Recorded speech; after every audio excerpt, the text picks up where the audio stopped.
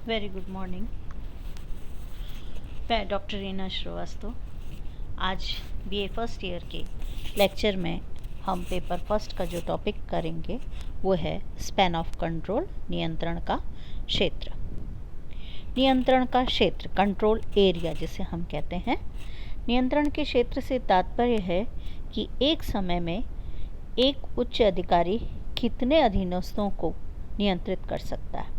अर्थात क्षेत्र से तात्पर्य है अधीनस्थों की वह अधिकतम संख्या जिसे वह एक उच्च अधिकारी प्रभावशाली रूप से निर्देशित, नियंत्रित और पर्यवेक्षित कर सकता है। नियंत्रण का विस्तार क्षेत्र का प्रारंभ ग्रेक्यूनास के ध्यान के विस्तार क्षेत्र से हुआ, जो कि सैन्य संगठनों में प्रयुक्त की जाने वाली परिकल्पना थी। ग्रेक्यूनास के योगदान से प्रबंध के सिद्धांत को बहुत ही महत्वपूर्ण भूमिका प्राप्त हुई है। नियंत्रण का विस्तार क्षेत्र प्रशासन का एक महत्वपूर्ण सिद्धांत है। इस संबंध में हम यह जान सकते हैं कि कुछ समय पूर्व तक इसे अति पुनीत सिद्धांत माना जाता था। नियंत्रण का विस्तार क्षेत्र उन अधीनस्थों या संगठन की इकाइयों की संख्या है जिनका निर्देशन प्रशासन स्वयं करता है। इसके अर्थ की तरफ हम नज़र डालें तो नियंत्रण की सीमा क्षेत्र का विस्तार का संबंध इस बात से है कि उच्च पदाधिकारी अपने अधीन कितने कर्मचारियों के कार्य का नियंत्रण कर सकता है। नियंत्रण की सीमा निगरानी की सीमा है। हम बच्चों देखते हैं कि संगठन में जो पद सोपान बना होता है, हायरार्की जो सिस्टम है, उसमें जो पद का क्रम है यानी जो सोपान है वो ऊपर के स्तर पर पद कम होते हैं और जैसे जैसे हम नीचे जाते हैं वैसे वैसे पदों की संख्या बढ़ती जाती है। तो सोपानों की जो ये संख्या है वास्तव में इससे निर्धारित होती है कि नियंत्रण का विस्तार या सीमा इन अधीनस्थों या संगठन की इकाइयों की संख्या है जिनका निर्देशन प्रशासन स्वयं करता है। हम इसे ध्यान के विस्तार का क्षेत्र भी कह सकते हैं कि यानी एक आदमी एक समय में कितने लोगों को कंट्रोल कर सकता है, ध्यान रख सकता है। जैसे हम बात करते हैं कि एक टीचर कितने लोगों को, कितने विद्यार्थियों को ज़्यादा अच्छी तरीके से पढ़ा सकता है। ये बहुत सारी चीज़ों पर भी निर्भर होता है जिस पर हम धीरे धीरे चर्चा करेंगे। नियंत्रण के क्षेत्र की सीमा क्या हो? मानकीय क्षमताओं की भी सीमाएं होती हैं, यानी हर व्यक्ति का, हर ध्यान का क्षेत्र सीमित होता है, बहुत अधिक विस्तृत नहीं होता। तो यह नियंत्रण का क्षेत्र अगर बहुत ज़्यादा विस्तृत कर दिया जाता है तो उसके परिणाम असंतोषजनक होंगे। यानी एक क्लास में अगर 100 बच्चे हैं तो सब पर ध्यान नहीं रखा जा सकता, तो उसका परिणाम असंतोषजनक होगा। लेकिन अगर बच्चे कम हैं तो हम उस पर अच्छे से ध्यान रख सकते हैं। इसलिए नियंत्रण की सीमा से हमारा तात्पर्य है कि अधीनस्थ कर्मचारियों की वह संख्या जिनके कार्यों को एक अधिकारी अच्छी तरह से देख सके। दूसरों शब्दों में नियंत्रण की सीमा से आशय अधीनस्थ कर्मचारियों की संख्या से जिस पर उच्च अधिकारी प्रभावशाली नियंत्रण स्थापित कर सकता है।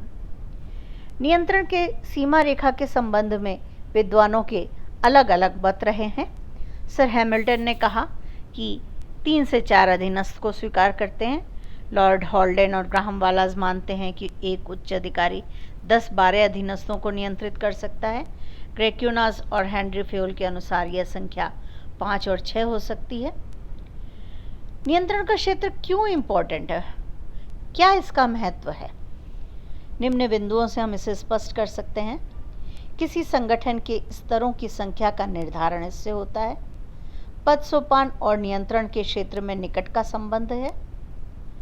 अधिकारियों के नियंत्रण क्षेत्र को ध्यान में रखकर सीढ़ियों का निर्माण होता है, यानी हायरार्की के स्टेप्स निर्धारित होते हैं। कर्मचारियों पर प्रभावशाली नियंत्रण का ये एक माध्यम है, एक तरीका है। इसके माध्यम से विलंब और अकुशलता पर रोक लगती है तथा कार्य की गुणवत्ता नियंत्रण और निरीक्षण पर निर्भर होता है।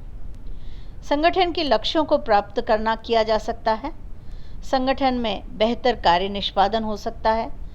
कोऑर्डिनेशन और यूनिफॉर्मिटी होती है, समन्वय एकरूपता, डिसिप्लिन बना रहता है और संगठन में साम्राज्य निर्माण की प्रगति पर अंकुश लगता है। यानी ऐसा नहीं हो सकता कि एक उच्च अधिकारी बहुत सारे लोगों को नियंत्रित करके अपने आप को बॉस बना करके रखे।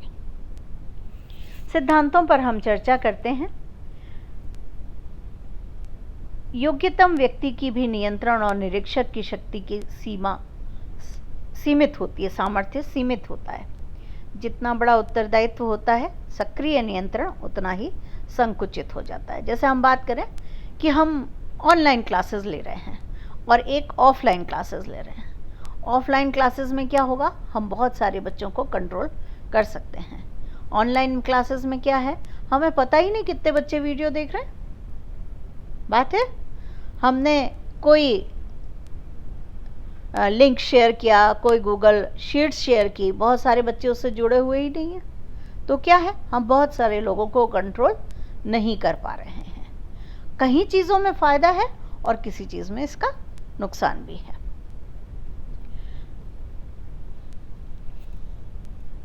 इस संबंध में हम देखेंगे क्या फ़ायदा नियंत्रण के क्षेत्र के में निम्नलिखित गुण मौजूद होते हैं।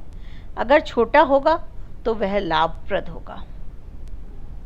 अगर नियंत्रण का क्षेत्र छोटा होगा तो मुख्य अधिकारी पर भार कम होगा और भ्रम और विलंब कम होंगे। नियंत्रण के क्षेत्र को सीमित कर देने में सक्रिय नियंत्रण का विस्तार होगा तथा कार्यकुशलता बढ़ेगी और प्रशासकीय मनोबल ऊंचा उठेगा।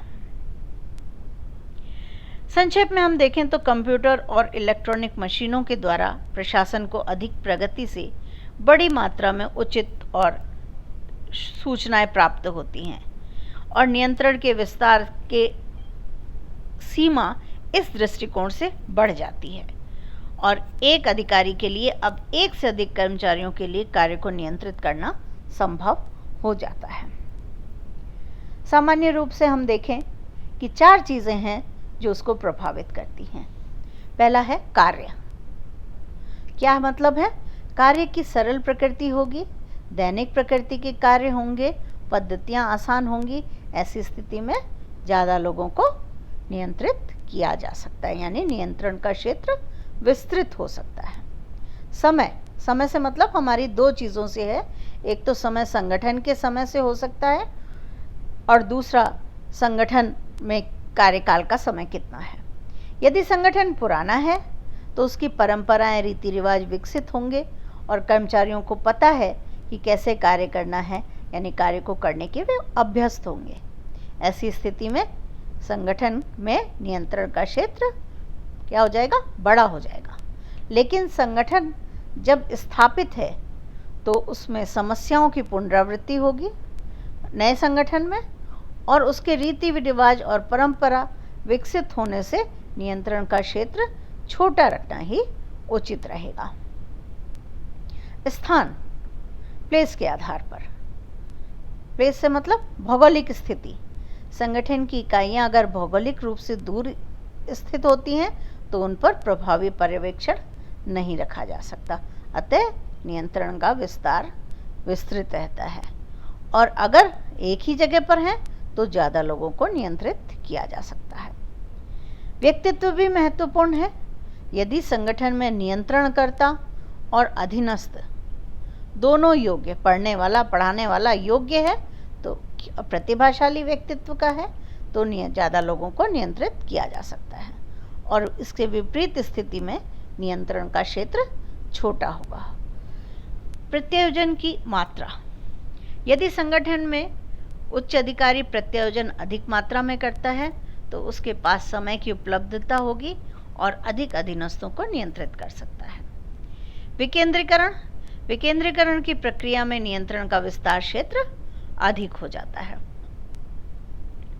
पर्यवेक्षण की तकनीकी, आधुनिक पर्यवेक्षण तकनीकी फैक्स, टेलीफोन का प्रयोग करने पर यह नियंत्रण का क्षेत्र विस्तृत हो जाता है, लेकिन परंपरागत तकनीकों के द्वारा पर्यवेक्षण किया जा रहा है तो यह क्षेत्र सीमित हो जाता है।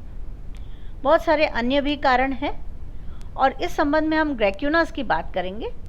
जो फ्रांसीसी ग्रैक्यूनास, एवी ग्रैक्यूनास थे, उन्होंने प्रबंध की सलाहकार और मनोवैज्ञानिक थे। इन्होंने संगठन में कार्य करने वाले उच्च अधिकारियों और अधीनस्थों के संबंधों का तुलनात्मक विश्लेषणात्मक अध्ययन किया और अध्ययन के आधार पर यह निष्कर्ष निकाला कि रिलेशन इन ऑर्गेनाइजेशन में ध्यान का विस्तार क्षेत्र यानी प्रत्येक व्यक्ति का एक सुनिश्चित ध्यान क्षेत्र होता है और इस क्षेत्र में कार्य करने वाले कार्मिकों की गतिविधियों पर भी वह उचित और प्रभावी ढंग से ध्यान केंद्रित कर सकता है।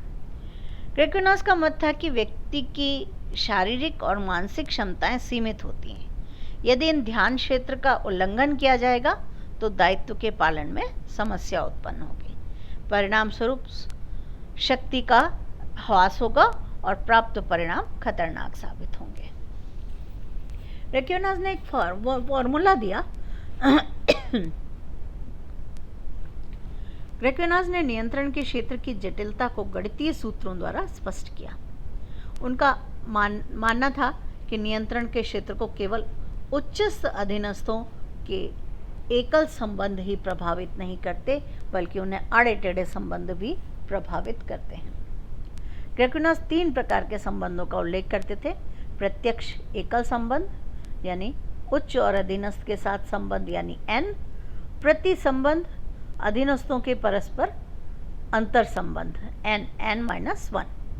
तीसरा प्रत्यक्ष समूह संबंध। इन संबंधों की व्याख्या के लिए उन्होंने सूत्र दिया था जो इस प्रकार है।